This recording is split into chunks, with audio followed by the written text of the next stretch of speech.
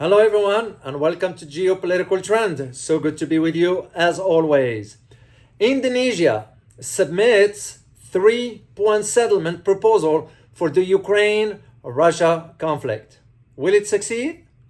In this video, I'm going to provide you my insights as to why this proposal, while it may help push for peace, it also serves Indonesia's interest, especially considering what's taking place or what's going on in Asia. But before I'll delve deeper into this, let me express my sincere thanks to the channel's members and supporters. And for you, if this is your first time landing on this channel, make sure to subscribe and smash that notification button so you will be notified every time I upload a new video or do a live stream. And thank you for your support. Let's dive into this. Indonesian Defense Minister Prabowo Subianto has proposed a plan to peacefully settle the conflicts between Russia and Ukraine. And this plan, it includes 3 key points. 1 is a ceasefire, 2 is the establishment of demilitarized zone, and 3 is the deployment of the UN, United Nations peacekeepers. So the question becomes, where this came from? And why is all of a sudden Indonesia out of the other ASEAN countries? So Indonesia's initiative was presented, as a matter of fact, on June 3rd or 4th at the Shangri-La Dialogue Security Conference in Singapore. So the Indonesian minister said, and I quote, let me get you guys the quote here. The first item of the Indonesian plan calls for an immediate ceasefire on both sides, after which each side withdraws 15 kilometers from its current positions to establish a new demilitarized zone with the need to quickly deploy international peacekeepers there. End of quote. Well, this will lead me to ask 3 questions. First of all, will it work? Second, will the US and the West, collective West that is, support this initiative? And third, what's in it for Indonesia? So the plan also calls for a referendum in the disputed areas. And of course, he wants it under the supervision of the UN. But the UN has no teeth. The UN is weak. It's useless, basically, to objectively confirm the will of the majority of the population there.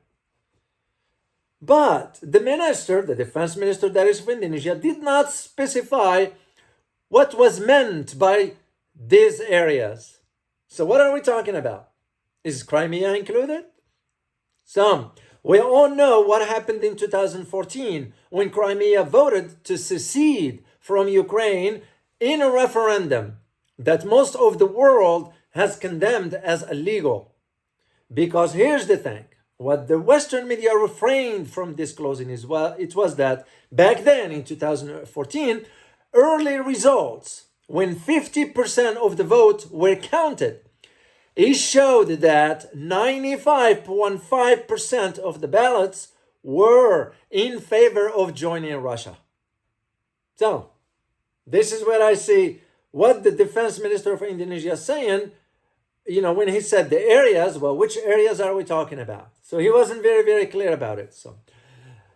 And here's the thing. He only stressed that the defense minister that is, only stressed that Indonesia was ready to participate in all these operations, including sending its military forces as a part of the international peacekeeping mission. But I don't think so it's going to work.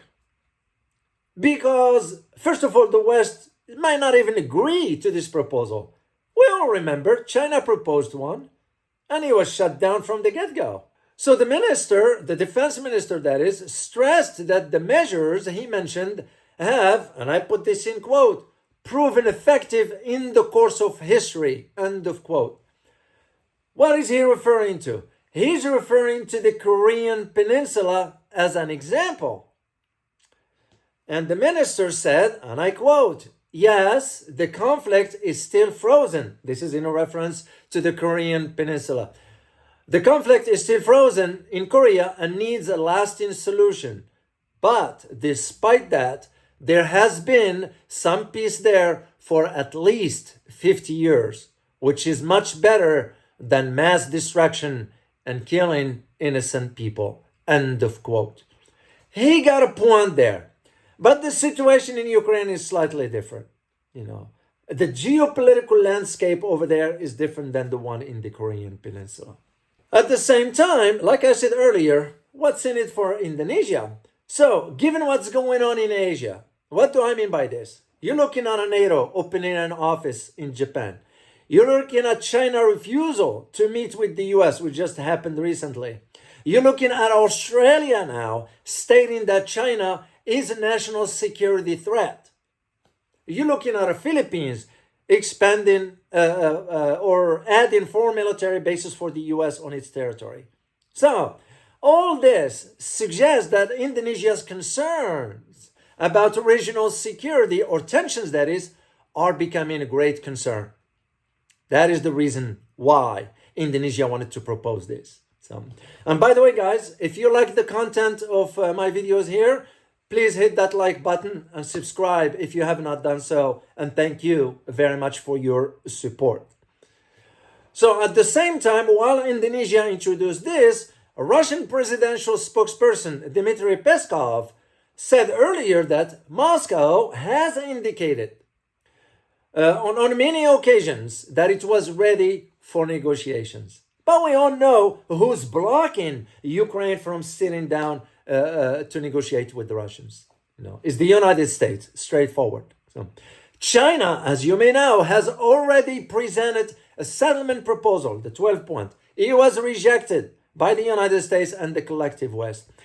Even China sent the delegates, sent a delegate to Ukraine for this purpose. And in addition to China, you have other countries also taking initiative to sort of mediate between the parties of the conflict. Among these countries, to my knowledge, was Turkey, Brazil, and even South Africa.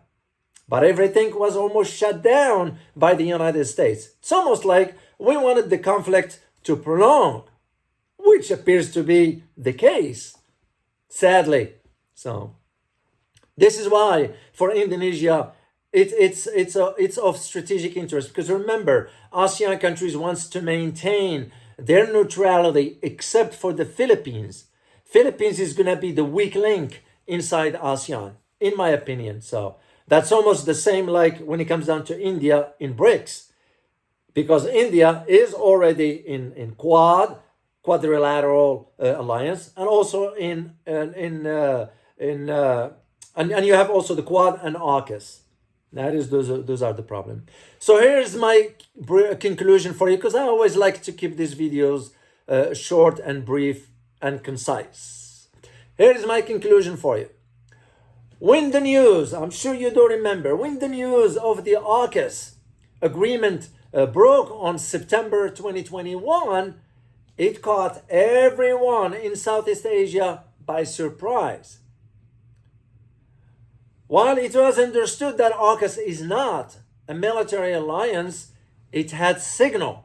Here is the key. It had signal to agitate the strategic landscape for ASEAN. That is the reason why Indonesia is taking the initiative here. And as a matter of fact, in Indonesia at that time, when AUKUS was announced, not a single member of the parliament endorsed it, because they want to remain neutral. So the government issued a 5-point response to AUKUS at that time, which avoided the mention of AUKUS altogether in itself, but stated that Indonesia was deeply concerned over the continuing arms race, over the continuing arms race and power projection in the region. That is the concern that Jakarta was clearly wary of the developments that's taking place. Now you see why Indonesia took the initiative and proposed this. But I have my doubt that it's going to move forward because the US will block it. The bottom line is, we in the United States, we don't want an end to that conflict, sadly.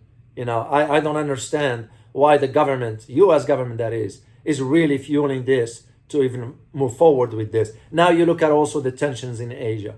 And this is the reason why Indonesia wanted at least to initiate some sort of take action in the hope that it will manifest itself in reaching a peace between Ukraine and Russia.